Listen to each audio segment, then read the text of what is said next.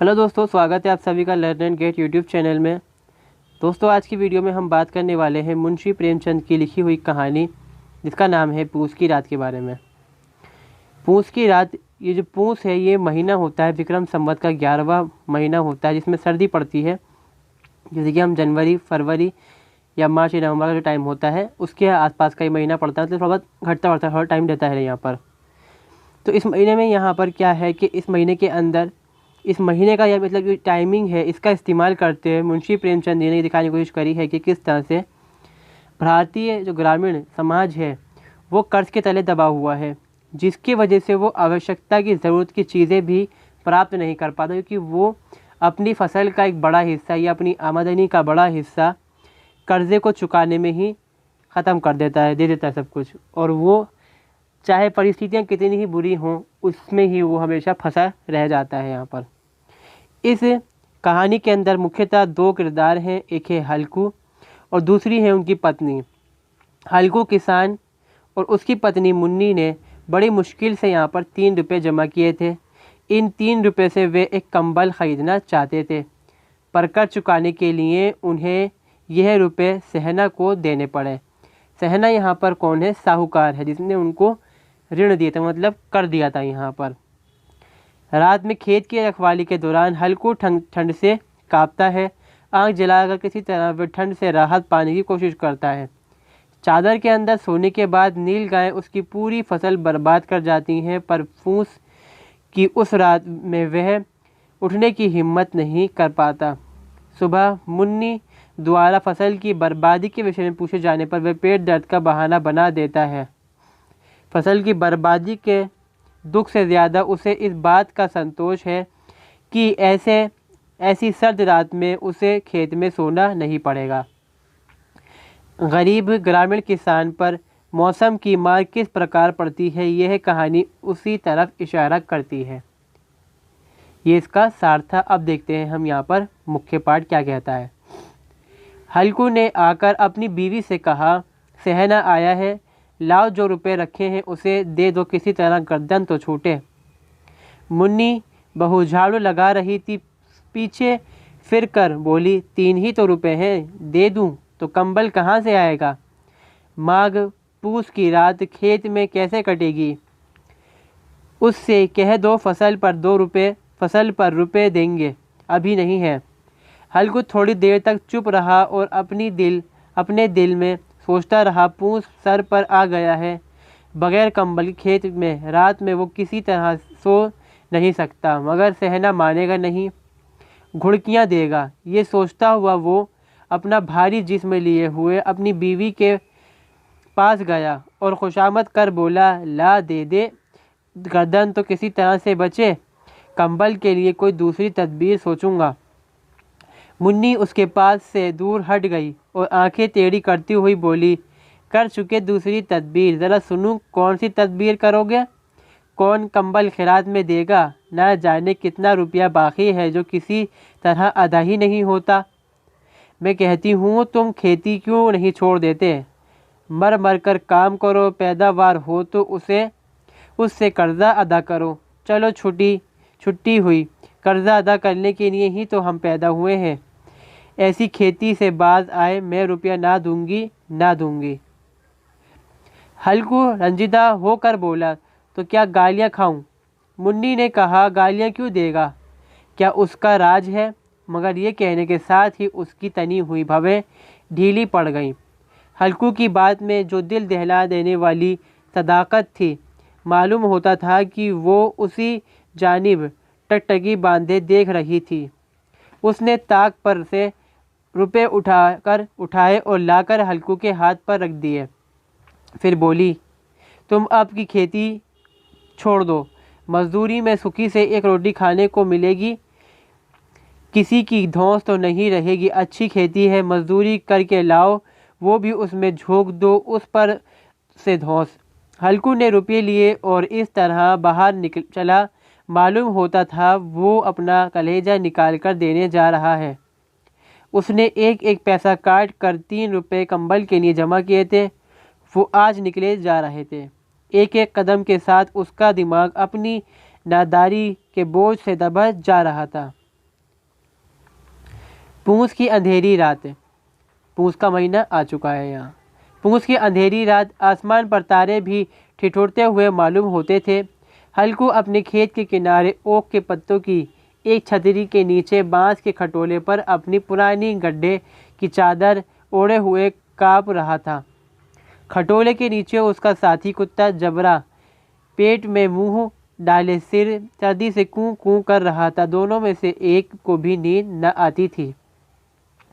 हल्कू ने घुटनों को गर्दन में चिमटाते हुए कहा, क्यों जबरा, जाड़ा लगता है? कहा तो था ना घर में प्याल पर लेटा रहे। तू यहाँ क्या लेने आया था? अब खा सर्दी, मैं क्या करूँ?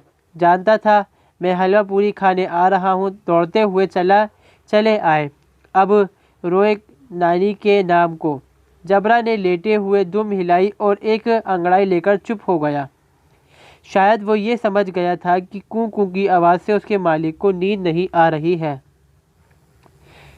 हल्कू ने हाथ निकालकर जबरा की ठंडी पीठ सहलाते हुए कहा, कल से मेरे साथ न आना, नहीं तो ठंडे हो जाओगे। ये रांड पछुआ हवा न जाने कहाँ से बर्फ़ लिए आ रही है। उठूं फिर एक चिलम भरूं, किसी तरह तो रात कटे। एक चिलम तो पी चुका हूँ, 8 चिलम तो पी चुका हूँ। ये खेती का मज़ा है। और एक भगवान ऐसे हैं जिनके पास अगर जाड़ा जाए तो गर्मी से घबराकर भागे। मोटे गद्दे, लिहाफ, कंबल, मजाल है कि जाड़ा का गुज़र हो जाए। तकदीर की खूबी है, मजदूरी हम करें, मज़ा दूसरे लूटें। हल्कू उठा और गड्ढे में से ज़रा सी आग निकालकर चिलम भरी। जबरा भी उठ बैठा। हल्कू ने चिलम पीते हुए कहा, पिएगा चिलम? जाड़ा तो क्या जाता, हाँ ज़रा मन बहल जाता है। जबरा ने उसकी जानिब मोहब्बत भरी निगाहों से देखा। हल्कू ने कहा, आज और जाड़ा खा ले, कल से मैं यहाँ प्याल बिछा दूंगा, उसमें घुस कर बैठना, जाड़ा ना लगेगा। जबरा ने अगले पंजे उसके घुटने पर रख दिए और मुंह के पास अपना मुंह ले गया। हल्कू को उसकी गर्म सांस लगी। चिलम पीकर हल्कू फिर लेटा और ये तय कर लिया कि चाहे जो कुछ हो, अब की सो जाऊंगा। लेकिन एक लम्हे में उसका कलेजा कांपने लगा। कभी इस करवट लेटा, कभी उस करवट। जाड़ा किसी भूत की मानिंद उसकी छाती को दबाए हुए था। जब किसी तरह ना रहा गया तो उसने जबरा को धीरे से उठाया और उसके सर को थपथपाकर अपनी गोद में सुला लिया। कुत्ते के जिस्म से मालूम नहीं कैसी बदबू आ रही थी, पर उसे अपनी गोद में चिमटाए हुए ऐसा सुख मालूम होता था जो इधर महीनों से उसे नहीं मिला था। जबरा शायद ये ख्याल कर रहा था कि बहिश्त यही है, यानी जन्नत। और हल्कू की रूह इतनी पाक थी कि उसे कुत्ते से बिल्कुल नफरत ना थी। वो अपने गरीबी से परेशान था, जिसकी वजह से वो इस हालत को पहुंच गया था। ऐसी अनोखी दास्तान ने उसकी रूह के सब दरवाजे खोल दिए थे। उसका एक एक ज़र्रा हकीकी रोशनी से मुनव्वर हो गया था। इसी आसना में जबरा ने किसी जानवर की आहट सुनी। उसके मालिक की इस ख़ास रूहानियत ने उसके दिल में एक जदीद ताकत पैदा कर दी थी जो हवा के ठंडे झोंकों को भी न चीज़ समझ रही थी। वो झपट कर उठा और छतरी से बाहर आकर भौंकने लगा। हल्कू ने उसे कई मरतबा पुचकार कर बुलाया, पर वो उसके पास ना आया। खेत में चारों तरफ दौड़ कर भौंकता रहा। एक लम्हे के लिए आ भी जाता तो फ़ौरन ही फिर दौड़ता। कर्ज़ की अदायगी ने उसे बेचैन कर रखा था। 1 घंटा गुजर गया। सर्दी बढ़ने लगी। हल्कू उठ बैठा और दोनों घुटनों को छाती से मिलाकर सर को छुपा लिया। फिर भी सर्दी कम ना हुई। ऐसा मालूम होता था कि सारा खून मुजम्मद हो गया है, यानी जम गया, ठंडा पड़ गया बिल्कुल। उसने उठकर आसमान की जानिब देखा। अभी कितनी रात बाकी है। वो 7 सितारे जो कुतुब के इर्द गिर्द घूमते हैं, अभी अपना निस्फ दौरा भी ख़त्म नहीं कर चुके हैं, यानी आधा दौरा भी उनका पूरा नहीं हुआ है। जब वो ऊपर आएंगे तो कहीं सवेरा होगा, अभी एक घड़ी से ज़्यादा बाकी है, रात का एक पहर रह गया है। हल्कू के खेत में थोड़ी देर के फासले पर एक बाग था।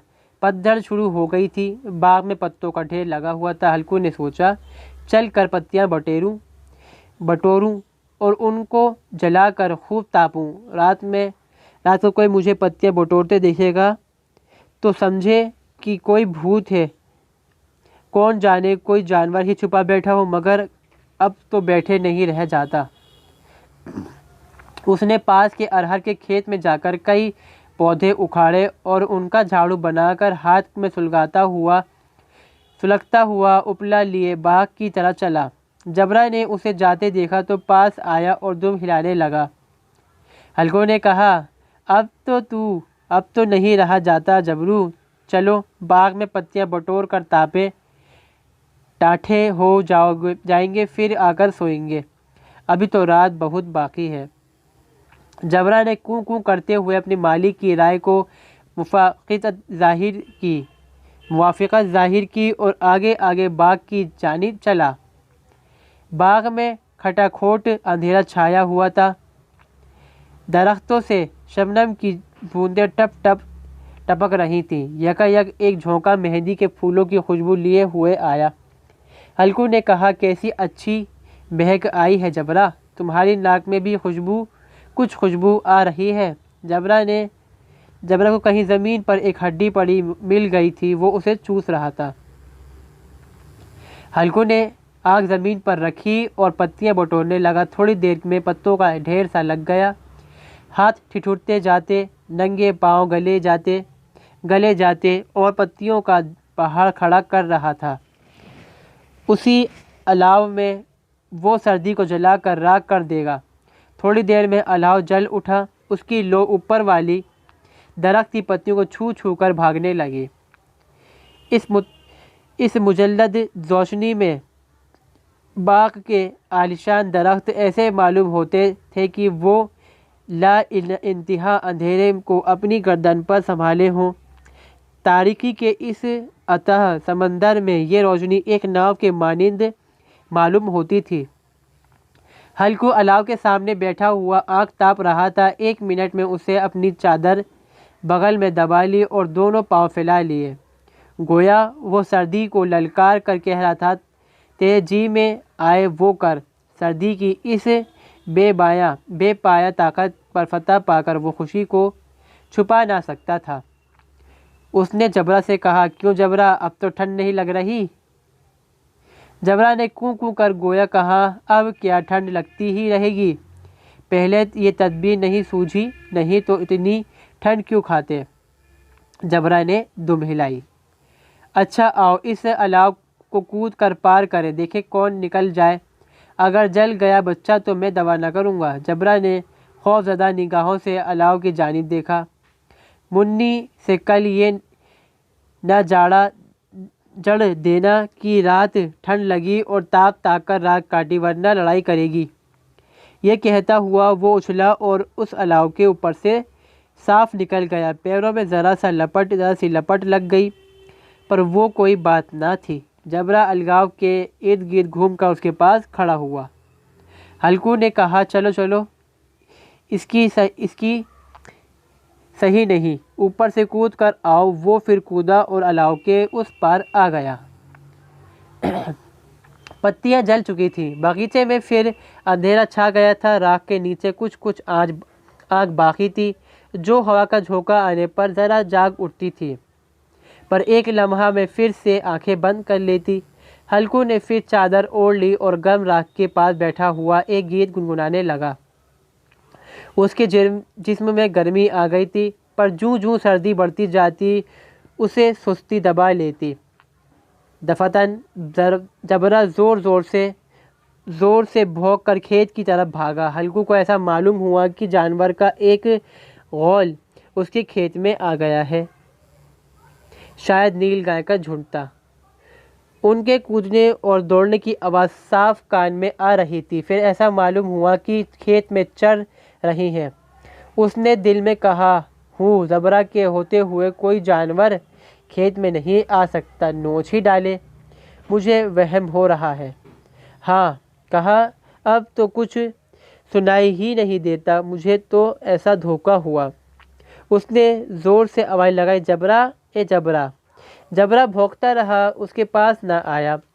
जानवरों के चरने की आवाज़ चर चर सुनाई देने लगी। हल्कू अब अपने को फरेब न दे सका, मगर उसे इस वक्त अपनी जगह से हिलना जहर मालूम होता था। कैसा गरमाया हुआ मज़े से बैठा हुआ था। इस जाड़े पाले में खेत में जाना, जानवरों को भगाना, उसका ताक़ुब करना उसे पहाड़ मालूम होता था। अपनी जगह से ना हिला, बैठे बैठे जानवरों को भगाने के लिए चिल्लाने लगा, हिलो हिलो, हो हा हा। मगर जबरा फिर भी भौंक उठा। अगर जानवर भाग जाते तो अब वो लौट आया होता। नहीं भागे, अभी तक चल रहे हैं। शायद वो सब भी समझ रहे हैं कि इस सर्दी में कौन भीगा जो अपने पीछे दौड़ेगा। फसल तैयार है, कैसी अच्छी खेती है। सारा गांव देख कर जलता था। उसे ये अभागे तबाही किए डालते हैं।